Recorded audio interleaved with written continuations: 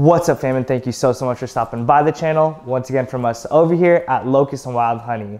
2017 has been absolutely insane with regard to the world of streetwear and sneakers. Honestly, I don't think anybody could have predicted the crazy boom that kind of transpired throughout the duration of this year. And for this video, for the last video of 2017, because today when I'm filming this, it is the day before New Year's, we're gonna be discussing everything that had to do with 2017, some of my top picks, as well as looking into 2018 and what we can forecast. So without further ado, let's go jump into today's video.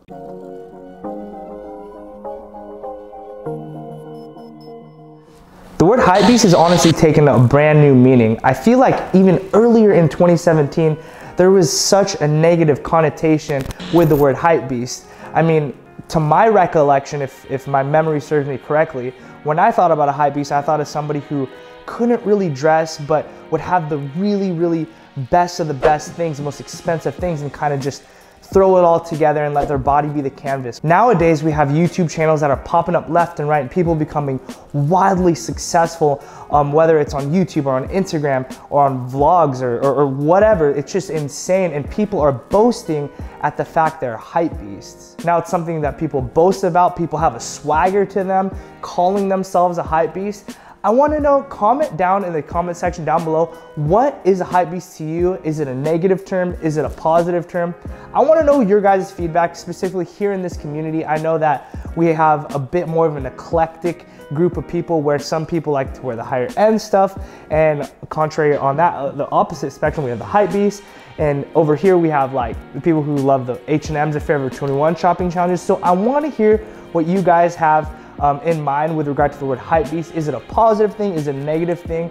And in my opinion, I only see this word continuing to be revived. I think that this word is going to continue into 2018 with a full head of steam. I mean, as time progresses, we see older gentlemen wearing hype beast stuff or associating themselves as being a hype beast. And on the other side of the spectrum, we have younger and younger kids starting in this hype beast life, if you will. And honestly, I think it's absolutely insane. I think it's crazy. I don't think it's a bad thing or a good thing. I'm just completely indifferent to it all, and I just want to see how it all unfolds in 2018. Moving onward, I did want to talk about sneakers in 2017 because I feel like this was such a staple, or is and continues to be a staple for anybody who is into this streetwear culture kind of aesthetic. And for me personally, I can't emphasize enough my love for Vans growing even more so. In 2017, I mean in 2016 for that matter, I felt like my love for Vans Vaults really continued to escalate, and in 2017 it was no different. My collection grew pretty substantially. There was a point to where I was buying 3 pairs of Vans a week. I know in the Facebook group, that's something also that I absolutely love. We always like put out like the newest Vans to release from the vault, and we kind of put our own touch and mix and twist into it. And it was just really cool. Like, I love the aesthetic of the Van. Of course, you can never go wrong with a classic timeless silhouette that is a pair of old schools or authentics. And for me in 2017, my personal favorite, my top picks were the Chili Peppers, the Red Dahlias, and of course, the Feather Moonbeams. If you guys follow the channel pretty regularly or follow me on Instagram, you guys know that these 3 specific shoes are always in my rotation time and time again. I love them. They're such a clean looking shoe. The colorways, in my opinion, are just so easy to wear, very versatile. So those are my top 3 for Vans this year. Next up, I feel like a shoe that so many people slept on, and what I want to call the most versatile shoe of 2017 is the Yeezy Power Phase in the white colorway or the off-white colorway. I know that they released one time and resale was like at $1,000, and all of a sudden nobody was interested in them because the quantities had increased vastly during the next drop. Now, in my opinion, I think these shoes are immaculate. I think they're so easy to wear. I could theoretically wear these shoes every single day. They're not on the most comfortable end of the Yeezy spectrum because they don't have boost. But in my opinion, people sleep on these because they're so easy to wear. They go with just about every outfit. And I'm actually wearing them right now as we speak. So those, in my opinion, are the most slept on and versatile shoes of 2017. For me personally, 2017 was also a huge year for me with regard to high fashion and designer brands. Of course, I got a lot more mainline Fear of God stuff. Now, with that said, I did want to say my favorite designer piece that I purchased this year, my favorite designer sneaker also, is the Balenciaga Speed Trainer. I love these shoes. In my opinion, if you guys can get them.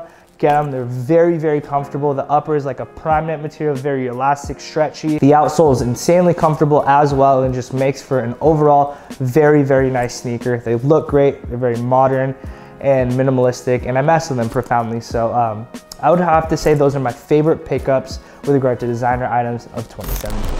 Now, I don't think we could wrap this video out without talking about my personal favorite sneakers of 2017. I know a lot of other YouTubers have kind of been abusing this topic, but we're gonna kind of skim through this. So my favorite sneaker of 2017 is the Nike Off-White Presto. In my opinion, it is the best looking sneaker. It's so versatile. I've seen people actually dress them up, which has been really cool, wearing trousers and a trouser with like print on them. They look really, really good. And of course, a lot of people dress them down. I know there's a lot of people out there that might have just gotten triggered because there are the Jordan 1s as well. But for me personally, I personally prefer the Prestos. Then that's strictly based on my opinion, not saying that it's right by any stretch, but that's just based on my opinion. A runner-up for me is also a pair of shoes that, in my opinion, so many people slept on and continue to sleep on, is the Yeezy 700 Wave Runner. Honestly, guys, I love these shoes. It's so funny because these shoes are so polarizing in the sense that people hate them and they love them, and I will be doing a review on them very, very shortly. But with that said, in my opinion, I love these shoes. They're so comfortable. They're gonna look so sick come spring and summertime. I'm gonna be wearing the crud out of them, and I'm just so excited to have them in my rotation. So that would be my second place for the best sneaker in my personal rotation for 2017. Now, switching over to clothing for 2017, I think first and foremost, I want to talk about the best denim that came out this year, and it has to be Amiri. Mike Amiri honestly has been killing it for the past years, and now that he's really stepping full stage and, you know, taking center stage with his pieces. I know that JB's been seen wearing his stuff, and you know, other Hypebeasts, and just honestly, it's crazy just like the demographic that's really warmed up to Mike Amiri stuff. This year he dropped honestly what is, in my opinion, the best pair of boots I've ever seen. They're called the bandana boots. If you haven't checked them out, definitely do so. They are absolutely gorgeous. If I could afford them, I would definitely get them. But this year I would have to say Amiri was definitely hands down the best denim of the year. Now, with regard to cheaper alternatives and fast fashion, I don't think it goes without question. It's no secret. You guys know what I'm gonna say. Minimal has been a constant part of my rotation, not just because it's cheap, but because the quality is definitely there. I'm not gonna delve too far into it because I know a lot of people get triggered because it's on the channel so frequently. But honestly, guys, it's a brand that I'm proud to have on this channel because I like sharing the best things that I can with you. And Minimal is easily the best fast fashion brand. It's the best bang for your buck, in my opinion. And with regard to quality, it's always there. This is not just a brand that puts on a new tag and buys from a Chinese, you know, manufacturer, if you will. Everything is cut in stone from Minimal, and just something to take into account. And I do sincerely believe 2018 is gonna be the biggest year yet for them, because I've already seen some of their concepts and designs, and it's looking really, really good. Now, with regard to my favorite trend of 2017, it has to be the track pant. Not just because they look stinking cool and they're versatile, but the most important concept or aspect to me is that they're freaking comfortable. In this California climate, guys, it is hot a majority of the time, and track pants are such a great alternative to have this nice breezy look. And for me personally, I'm not crazy about shorts, so pants that are super comfortable and breathable is gonna be the next best alternative. So that's why the track pant is my favorite trend of 2017. Definitely comment down below what was yours. I wanna hear what your opinions are. Basketball shorts, sweat shorts, sweat pants. Definitely let me know. Or maybe moving towards the trend of baggier pants. I want to hear what you guys have to say. Moving on to 2018, I definitely see a ton of collaborations coming about. You guys already know Jerry Lorenzo has already confirmed that Nike and Fear of God's going to do collaboration. There's going to be more shoes to come out from Off-White and Nike. And I'm sure there's gonna be a whole lot more that I have no idea about. Also in 2018, I definitely see Rhugi designs really, really taking off. 2017 was huge for them. I'm not saying that it was small by any stretch, but I really see 2018 being Rhugi Design's year. I feel like Rhugi's been killing it as of late, and so that's definitely a brand to look out for. And lastly, I see a huge resurgence for Fog. Now, there's so many people who have been disgruntled because they've been releasing the Essentials collection time and time and time again. It's become, honestly, for lack of better words, redundant. Now, with that said, I don't want to say definitively here and now, but I do believe Collection 3 is on the precipice. I do believe it's on the horizon, and I believe that Collection 3 will inject new life into Fog that was so very much so needed. So that's gonna do it for today's video, guys. I wanna know what your thoughts are, so comment down below. Let's have a dialogue. Let's talk back and forth. I will be commenting back to as many comments as I possibly can, which is a majority of them. And if you did like today's video, please hit the thumbs up button, as it does go such a long way for us YouTubers. Before I let you go, I did want to apologize for the lack of content.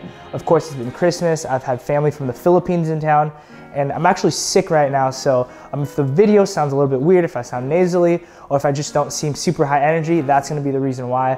Now, with all that being said, guys, as I end every video here at Locust&WildHoney, I'm gonna say peace and be blessed. I hope 2018 is your best year yet.